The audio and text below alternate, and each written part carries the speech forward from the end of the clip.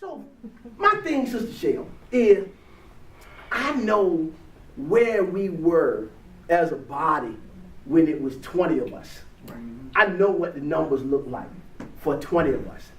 And I said to myself, I said, God, if I can get 20 more people like the 20 I already got, it's going to be hard to stop us. Because I knew what the numbers were looking like, Brushell, with the 20 I had. And they were great numbers for 20 people.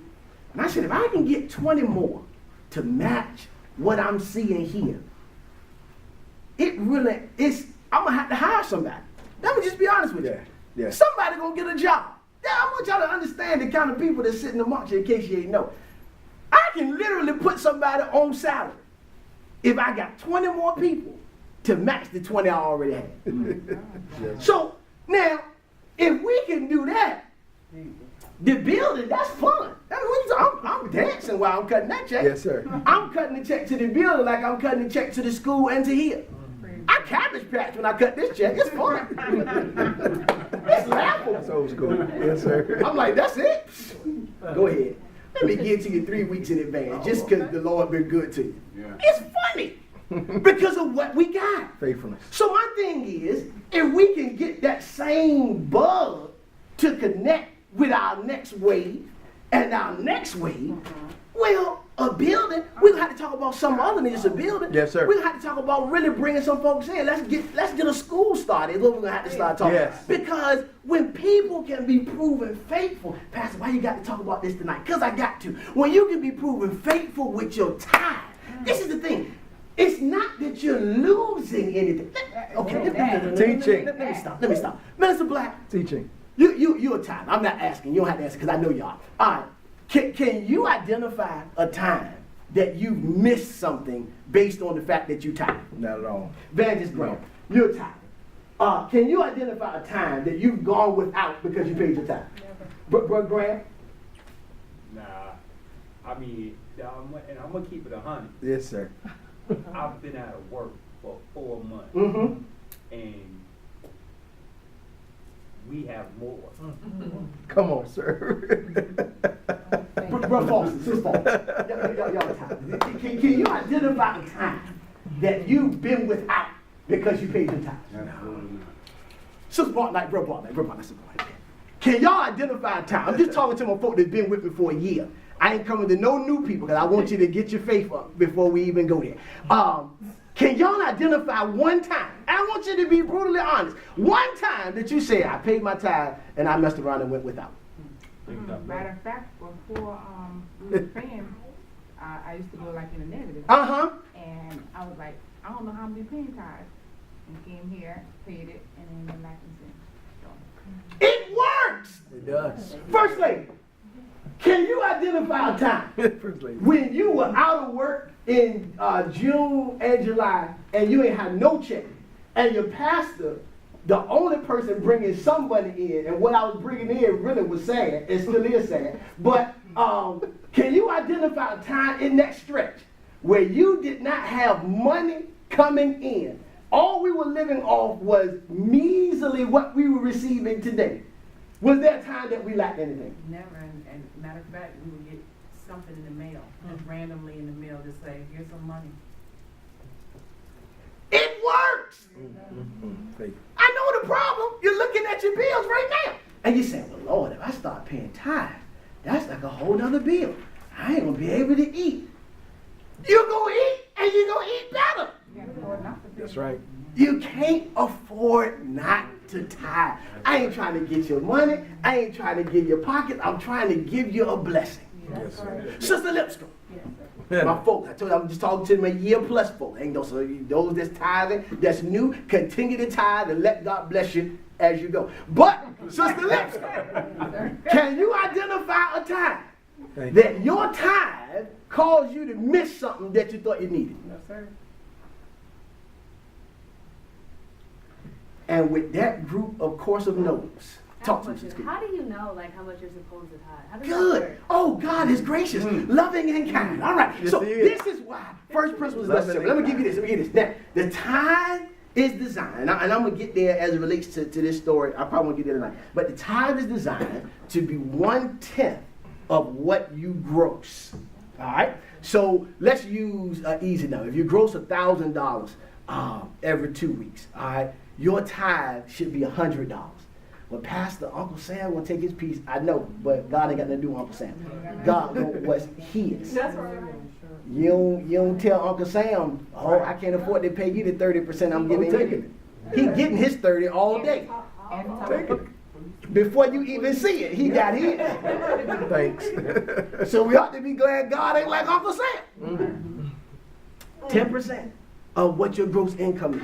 So whatever that is, that's why I'm excited, Sister Lipscomb, because when your pastor start rolling the way he gonna roll, it's gonna be stupid. Y'all like, man, we doing a lot of stuff. Yeah, why? Because you got a pastor that believe in paying tithe. Yes, sir. So when I get this million, the 100 grand already coming to the church, plus probably another 50 or 60 in my offering. Yes, sir. We don't want to go there, but let's go. It is the offering that brings your blessing. Teach us. The tithe is your requirement. See, folks don't like teach this in new school church because they feel like people Necessary, gonna though. leave. Well, you just got to go. The tithe is the requirement. Yes, sir. Your blessing comes from your offering. Yes, sir. That's right. Because like Brother Foster said, the tithe don't belong to us anyway. It's Yes. already God's. Now, he applauds the fact that you obey by giving him what's his, but he celebrates when you give him above what is already his. Yes, sir. I'm not offering him anything if all I'm doing is paying my tithe. I'm giving him what's his. But the offering is the above. That's when I dip into my 90% and say, well, Lord, let me put this in to keep some seed in the ground.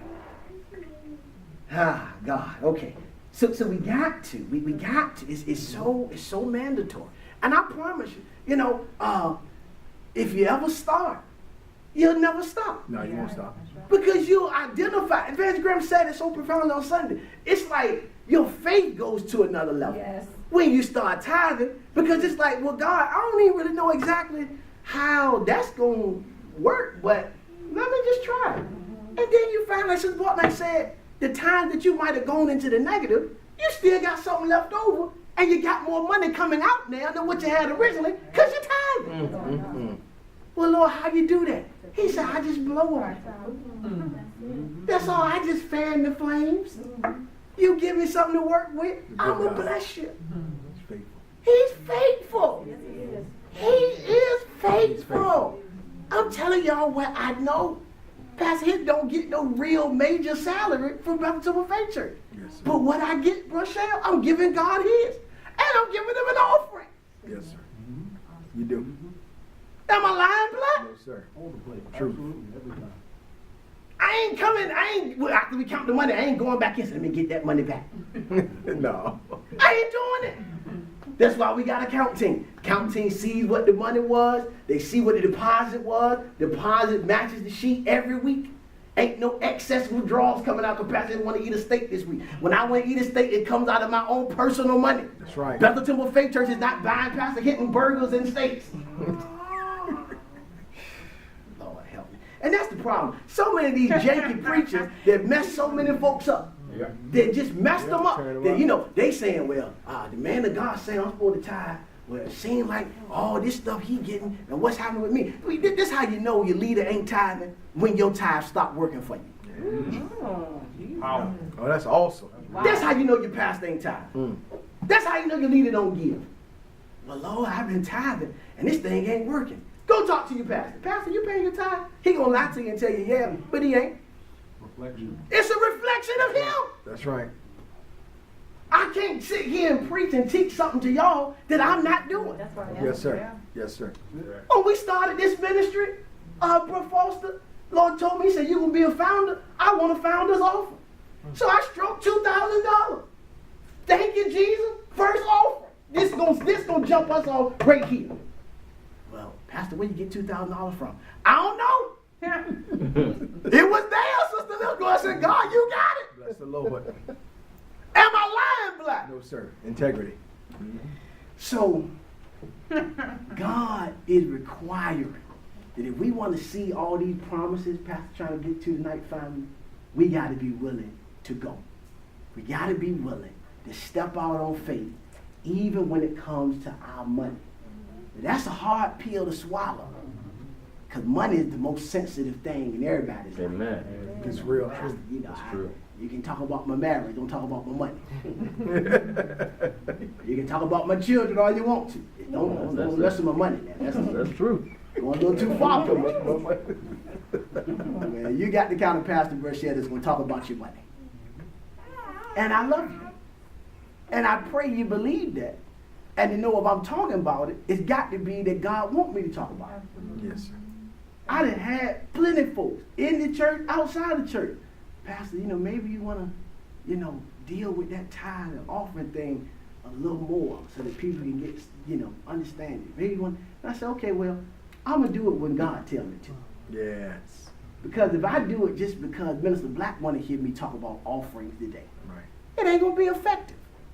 And I'm going to be abusing you more than helping you. Yes. But when God say, hey, get in their pockets tonight, I ain't had no intention at all of going to your money.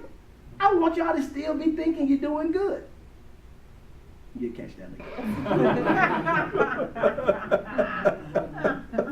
But I just, this is just where we are. This is where we are. And, I see it, and it's like, I was looking, Evangelist Grant, I'm going to get back. I know I got people on Facebook and all this stuff that want to hear some scriptures. I'm going to get back to it. But I was looking, Minister Black, and I said, I'm just looking at the history. I'm looking at the charts. I told y'all I'm accountant by trade. That's my thing. So the church books, by the grace of God, is tight.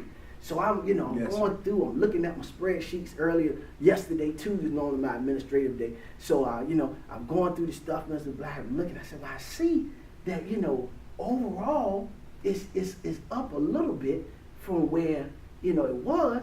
But when I look at the number of people that's come in, based on where, I'm like, God, there is a disproportionate mismatch. There should be a greater increase than what I'm seeing. And he said, well, son, if they don't know, you can't hold them accountable. It's true. So I said, well, Lord, okay, give me some wisdom, some grace. I said, well, Lord, why the other ones know? He said, because they came to first principles. I said, oh, okay. So what are you trying to tell me? Y'all teach first principles? I said, no, I'm going to do that. I said, but they got to come to Sunday school in order for me to teach first principles. Hello, likes. So they got to come to Sunday school. Yeah, got to be there. You got to be in the house. I said, okay, well, Lord, give me the wisdom. And he said, I will. I didn't know the wisdom was going to come out tonight, Bertram. I thought it was going to come out during Sunday school or something. But he decided to tap my shoulder tonight. So I'm going to tap y'all's shoulders while he tapping mine. We got to be committed Yes, sir. with our finances. I ain't begging you for your money, because God don't need your money. It already belongs to him. Mm. It's not that he needs it. You're robbing him when you don't give him what's his. It's Bible. Robbing yourself. And you're robbing yourself. All right. So the first principle, I'm going back. Genesis chapter 12. Lord help me tonight. Give me 15 minutes to try to do something. And then we'll go further. When you go, he said you got to get out of your country. You got to leave from amongst those that you are connected to. That word in the Hebrew, get or go, is the word yalak. Yalak. Y-A-L-A-K. Yalak. That Hebrew word means to depart, to move on, and to pursue. That word get, yalak, in the Hebrew, means to depart, to move on, or to pursue. So God says, when I'm making a promise to you, I'm not looking for you to run the reel on what you can't do, how you can't do it. All I'm looking for is for you to depart, to move on, and to pursue. That's the only thing that we've got to do. So after which we do that, Minister Black, we identify that now God steps in and does the rest. What does God, Sister Lipscomb, do with our getting or our going? It says that when you do that, he's going to make you a great nation. He's going to bless you. He's going to make your name great. He's going to make you a blessing. He's going to bless those that bless you. He's going to curse those that curse you. He's going to cause everybody connected to you to be blessed. Now, when I looked at this, Sister Bartnight, and again, this was the scripture God sent me out in ministry to start, I caught something in this. I said, God, so are you telling me that my obedience is going to bless somebody else? He said yes. He says, whether they go or not, they'll be blessed because they came to you. Yes. I don't think we call it. So what God is looking for is if you scared to move, at least follow somebody that's moving.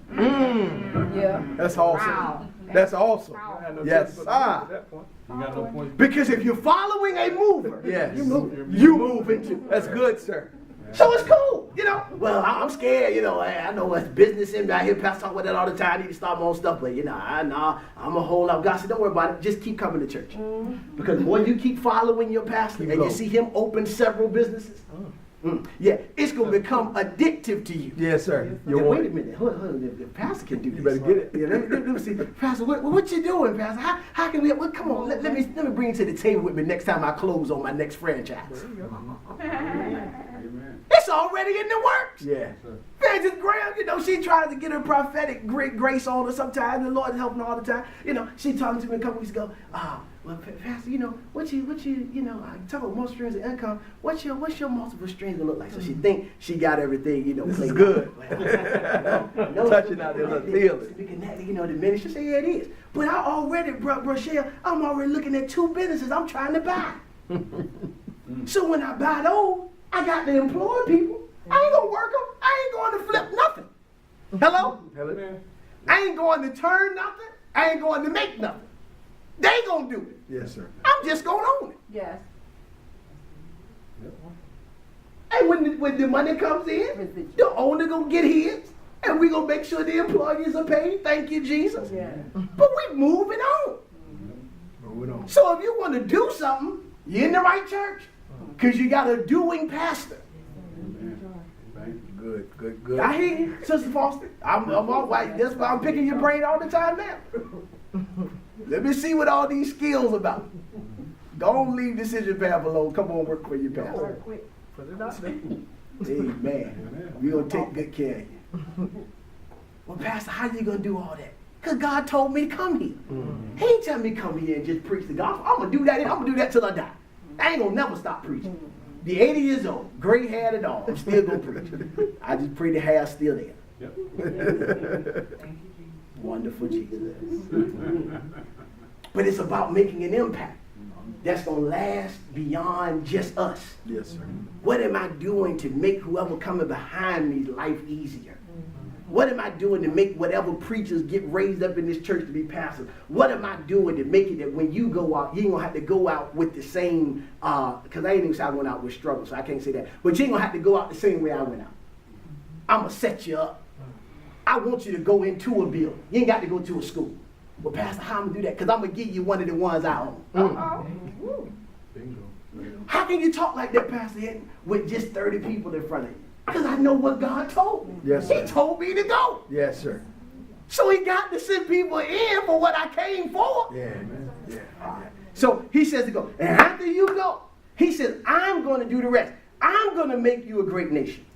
I'm going to bless you. I'm going to make your name great. Now, one of the fallacies, Brother Graham, in the previous dispensation of human government was that the people, Brother Grievous, said that they wanted to make a name for themselves. All right? In the 11th chapter of Genesis, we find it with the Tower of Babel. They said, we're going to build this tower. It's going to reach to heaven. We're going to make a great name for ourselves. So the fallacy of human government was man tried to make a name for himself.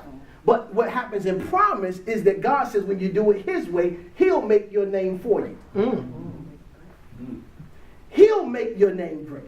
So I ain't got to run. Let me, Lord.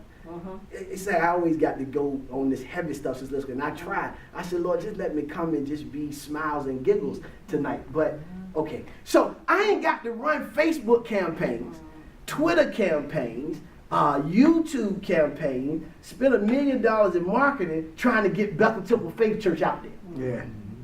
Well, Pastor, why you say that? Because God told me when you go, I'm going to make your name out there. So I ain't knocking the fact that you're trying to get your business up. Yeah, dude, use the tools that you got. I understand it's a measure of work that comes in it. But when God has said he's going to make your name great, Rochelle, that means he's going to make your name great. And if there's anything you need to do in that, he's going to show you. You don't have to fish for it. That's where I want y'all to catch this. So the reason, Sister Taylor, I can rest easy at night knowing I'm doing his will is if he hasn't revealed anything for me to do, then there's nothing I need to do. Wow. All right. All right. That's good, sir. Because he's doing it. When he wants me to be active in that, when he wants me to work in that, you know what he's going to do, Brother Graham? He's going to show me what to do in what he's doing. If he has not showed me anything, it's nothing for me to do. Because I went. So he says, Brother Grievous, when you go, I'm going to bless you. I'm going to make your name great. Then I'm going to do something. I told y'all this a minute ago. I'm going to bless those that bless you. What you trying to say? When you do good to Pastor Hinton, I'm just using me as an example tonight. Let the Lord bless you. When you do good to Pastor Hinton, somebody that God said he going to bless, guess what? He got to bless you too. He's obligated. You can't be a blessing to me and God not bless you.